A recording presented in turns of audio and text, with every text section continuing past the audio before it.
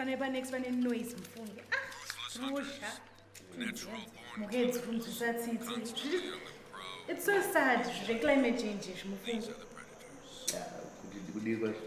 These killing machines are the rulers of the city. The climate is changing.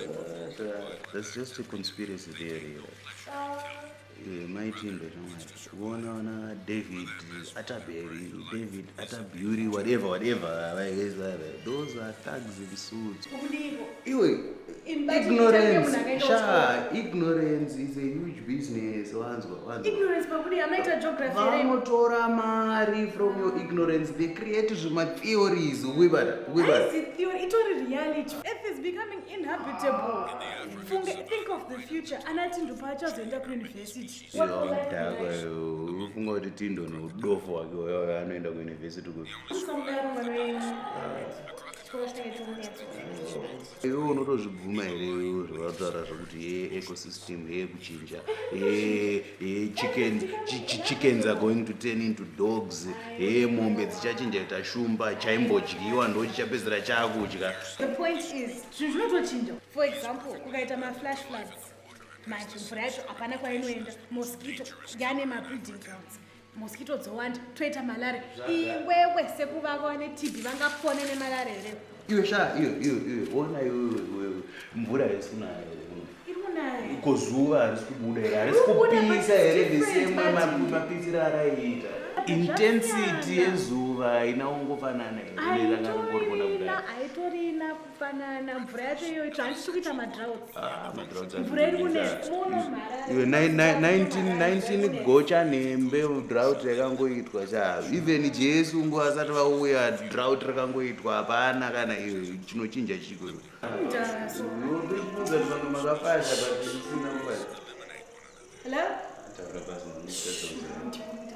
Hello? Nurse? Okay, alright. I'll be there in about 30-40 minutes. Okay. In the end, nature is Bas.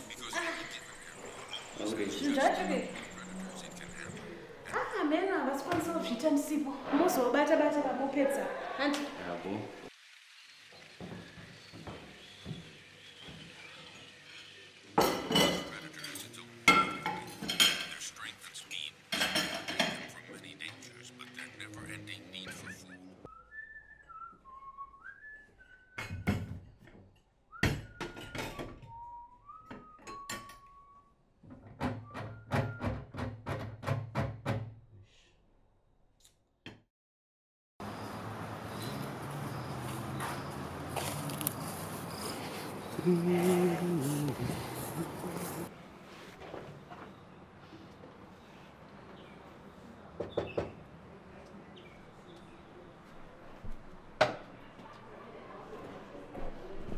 Makasdini.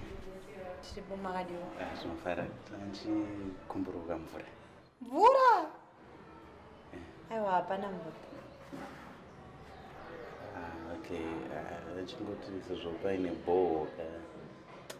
Handi makauya mukavaka kuma-wetlands. Aiwa hapachina mvura. Hapana mvura. Kunoko hakutowanikwe mvura nekuti makavaka nema-newsstands aya enyu aya makavaka muma-wetlands. Saka hapana. Hapana pamvura ndo paisingatombowanika nzvadzi. Handidi kurova nyoka ndakaviga mpinyu. Musadara nzvadzi vanuti hanzi panapa ndo pane bore rinoshanda vanhu. Vanonyepa unoitiswa. Uri kuona apa pakavhurwa windo hapana tenda ya. Ndo pane bore riri kushanda pane mvura ipapa. Handodzi mamhandaro panikirikini pachitangwena ipapa pangaite bore ipapa. Riripo. Unotoiwana mvura panapa dai iripo ndakubatsira ndingakunyime mvura shuwa iyi mvura yaMwari ndokunyima. Isi tinototsvuka kudarika pa uchiona kudai. But kutoshaya mvura yekunyatsogeza cause mvura yacho it's been a long time tisina mvura nje. Ndoita plan. And hapana plan yaunoita. Unogonoita plan asikana pasina mvura hapana zvi. Hanzvadzo sanipedzera nguva tinemwana mutechembo. Iwe enda pa next up unotsvaga mvura here. But pa next one ipa hapana.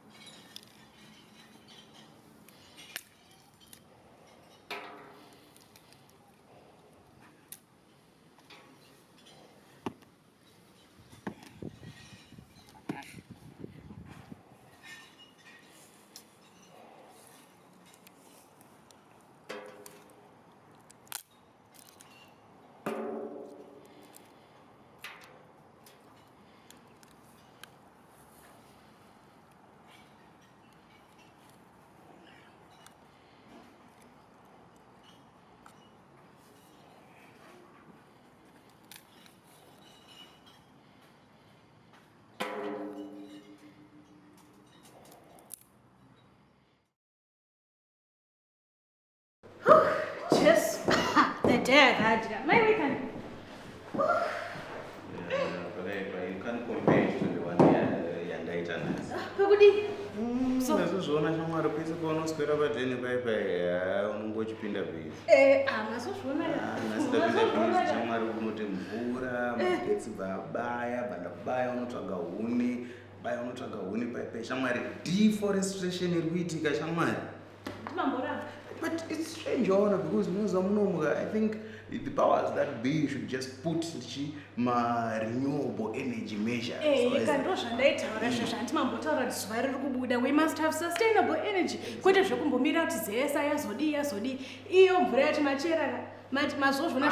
Climate change.